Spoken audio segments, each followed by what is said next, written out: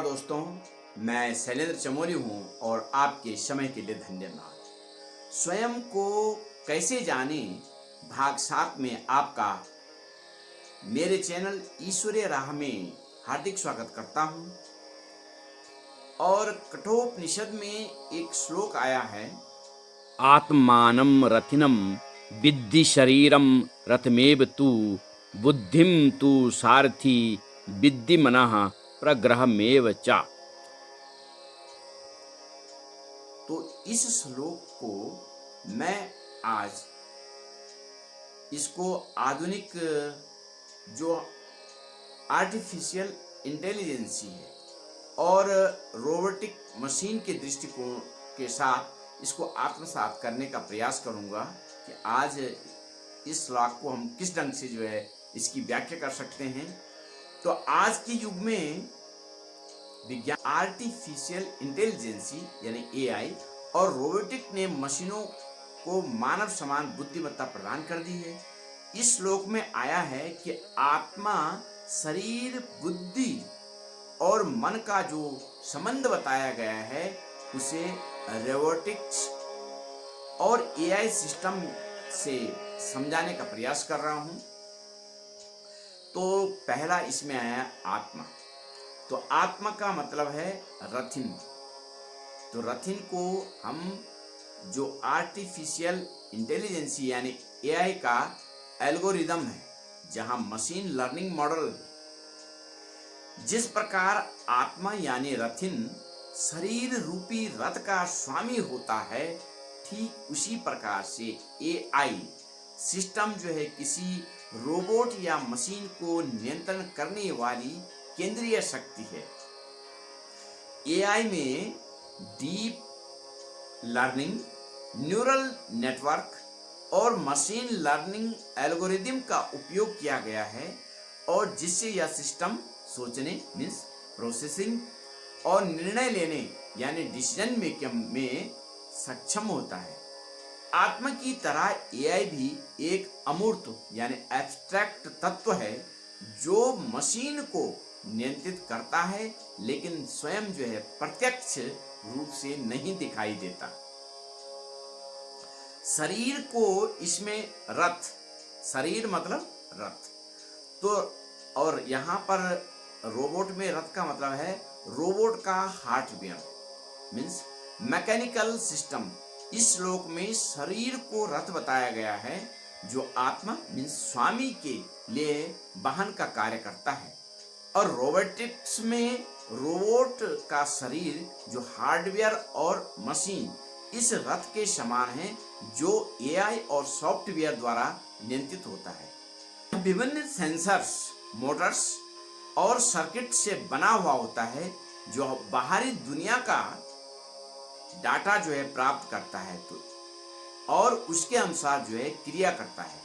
तो ठीक वैसे ही जैसे मानव शरीर आत्मा के बिना काम नहीं कर सकता, वैसे एक रोबोटिक बिना एआई प्रोग्रामिंग की केवल एक निष्क्रिय ढांचा बन रह जाता है।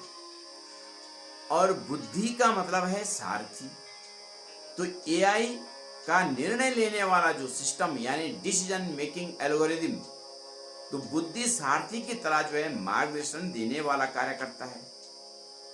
तो रोबोटिक्स में बुद्धि यानी सारथी को मशीन लर्निंग और डीप लर्निंग एल्गोरिदम के रूप में देखा जा सकता है जो डाटा को प्रोसेसिंग का सही निर्णय लेने में सहायता करता है। तो एआई में फजी लॉजिक मीन्स और न्यूरल नेटवर्क्स और एल्गोरिदम होते हैं जो यह तय करते हैं कि मशीन को क्या करना चाहिए, और यदि बुद्धि माने सारथी सही दिशा में नहीं चलेगा तो रथ यानी शरीर दुर्घटनाग्रस्त हो सकता है। ठीक वैसे ही यदि एआई सिस्टम में बग या त्रुटि एरर हो तो रोबोट गलत कार्य कर सकता है। नेक्स्ट है मन। मन को लगाम कहा गया है।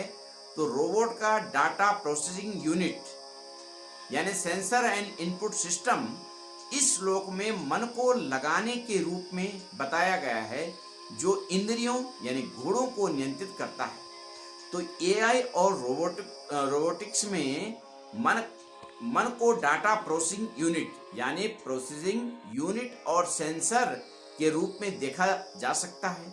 यह बाहरी दुनिया की सूचनाएं जो इनपुट डाटा प्राप्त करता है और उसे जो है बुद्धि यानी डिसीजन मेकिंग जो एआई है को भेजता है ताकि सही निर्णय लिया जा सके। यदि मन जो है यानी लगाम नियंत्रण में न रहे तो इंद्रियां यानी घोड़े अनियंत्रित हो जाएंगे। ठीक वैसे ही यदि एआई सिस्टम में डाटा गलत हो या अपूर्ण हो तो वह जो है गलत निर्णय ले सकता है। और इंद्रिय यानी घोड़े रोबोट के सेंसर हैं। तो रोबोट के सेंसर होते हैं, कैमरा है, मोशन है और डिटेक्टर्स हैं और जीपीएस एक्सेट्रा। तो इस श्लोक में इंद्रियों को घोड़े के रूप में दिखाया गया है जो मन और बुद्धि द्वारा नियंत्रित किए जाते हैं। तो रोबोटिक सिस्टम में इंद्रियों को सेंसर के रूप में देखा जा सकता है, जैसे कैमरा, माइक्रोफोन, टच और सेंसर और जीपीएस आदि। लेकिन यदि जो है सेंसर रोबोट को बाहरी वातावरण का अनुभव कराते हैं और उन्हें सही निर्णय लेने में सहायता करते हैं, और यदि घोड़े मीन्स सेंसर ठीक से काम नहीं करें तो रोबोट यानी एआई सिस्टम गलत दिशा में जा सकता है। और अंत में मैं यही कहूंगा कि कठोपनिषद में दिया गया यह रूपक न केवल एक आध्यात्मिक ज्ञान को दर्शाता है बल्कि आधुनिक रोबोटिक्स और एआई सिस्टम के काम करने के तरीकों को भी जो है स्पष्ट करता है। यदि बुद्धि यानी एआई का जो एल्गोरिथम है सही कार्य करे और मन मीन्स सेंसर सही डाटा दे तो शरीर रोबोट यानी आत्मा मुख्य एआई सिस्टम के अनुसार सही कार्य करेगा। लेकिन यदि बुद्धि और मन अनियंत्रित हो तो पूरा सिस्टम जो है विफल हो सकता है।